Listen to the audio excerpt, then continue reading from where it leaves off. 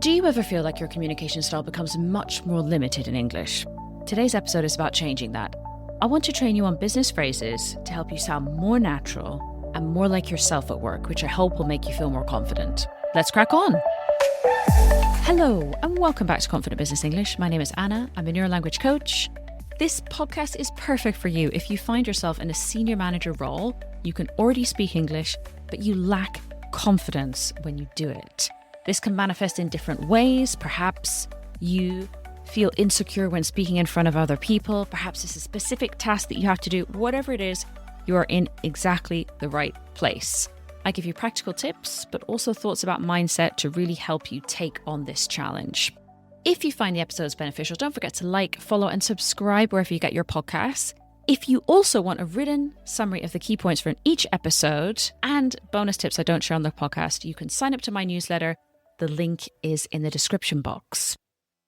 So, the inspiration behind this week's episode. I was speaking with one of my clients recently, and they are a senior manager that works in a role in the UK.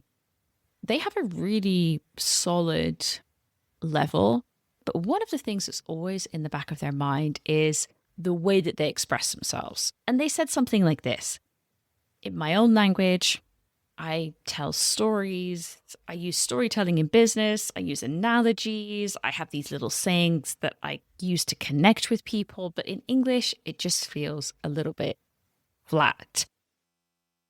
What we're going to cover today then is I'm going to walk you through several different types of business proverbs and business expressions. We'll look at what it means, when people use it, how to use it naturally. And hopefully by doing that, of course, we help you feel more confident when you speak, because that's what we're aiming for underneath all of this.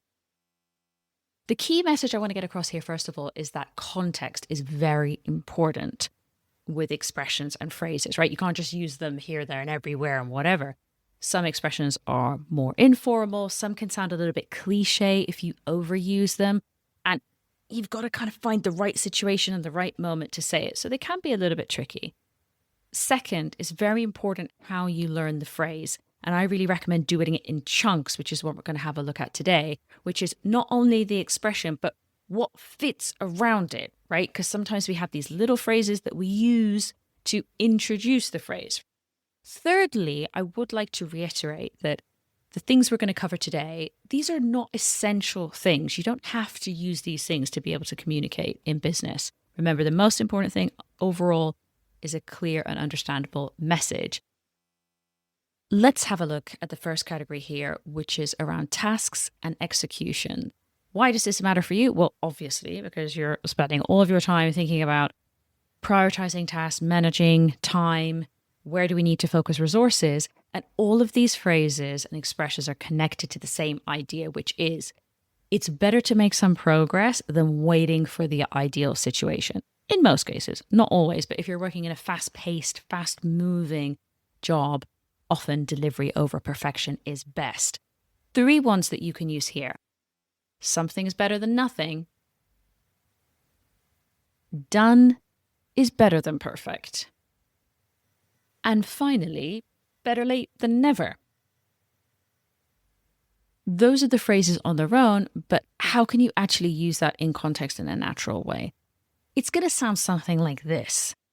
Imagine where you have a draft presentation, people keep going over it, looking at all the notes, editing things, and you're like, look, guys, at this stage, done is better than perfect. So we just need to move on, we need to leave it as it is, and we can come back to it later in the future.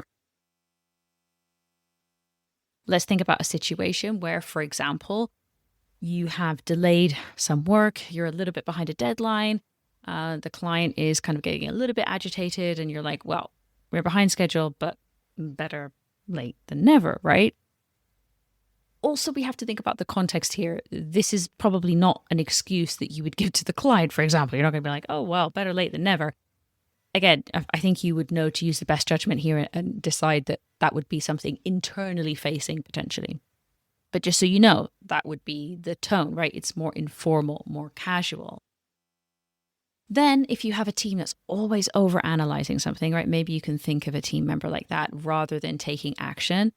And you're like, look, let's just share the first draft today something is better than nothing. So let's just get it out there. We can always come back and review it later, which is a really nice way to focus on the fact that something's better than nothing. Let's just get it out there. It's not going to be perfect. We just need to move forward.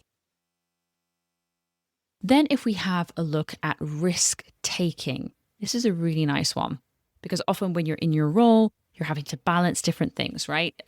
Different opportunities. Should we do this? What's the cost of doing that?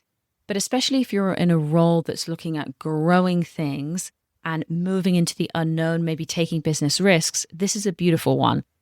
Nothing ventured, nothing gained, which essentially is a little bit more of a formalized way or a business way of saying, if we don't try, we'll never know.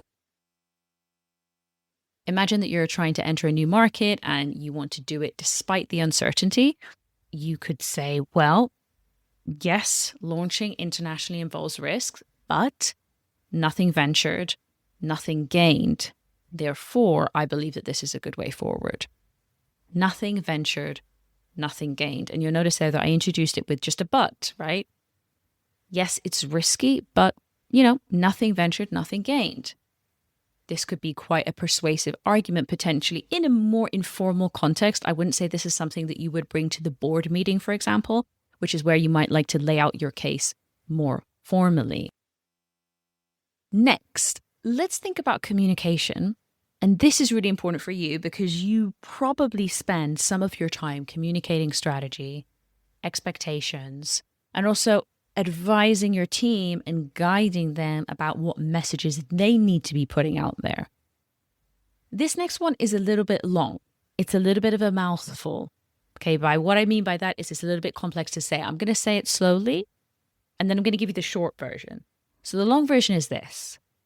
Tell them what you're going to tell them, then tell them what you told them. What does that mean? It's like you have to keep reinforcing the key message all the time. Tell them what you're going to tell them, then tell them what you told them.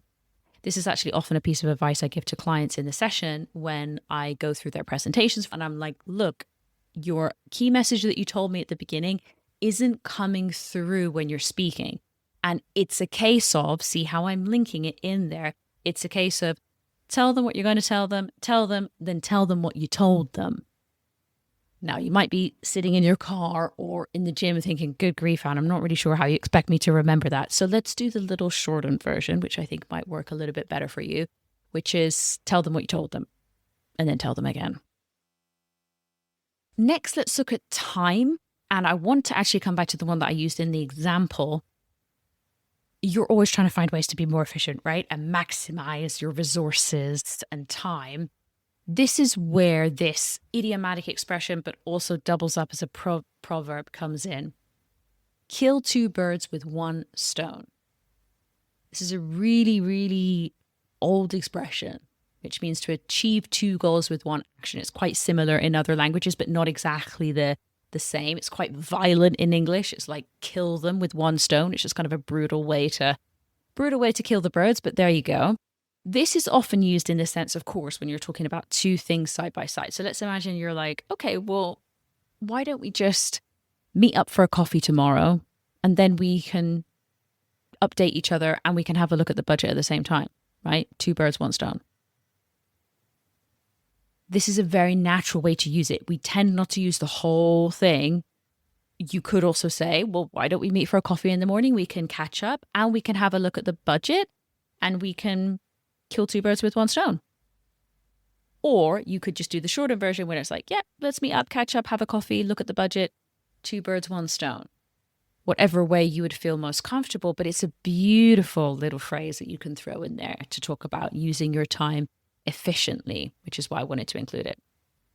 Finally, the last proverb that we're going to have a look at today, I was inspired to include this one because I had a client yesterday who was talking about a problem that they have identified and they know something is going on and they need to investigate it further. And this could happen with you, right? You're seeing things happening across your team and you want to investigate a little bit more. The proverb is, where there's smoke, there's fire. And that kind of makes sense, right? If something's happening, if we're getting some early warning signs here, I think we need to investigate to see what is going on. And obviously, it comes from the literal connection between smoke and fire, and it becomes a metaphor for hidden problems or truth.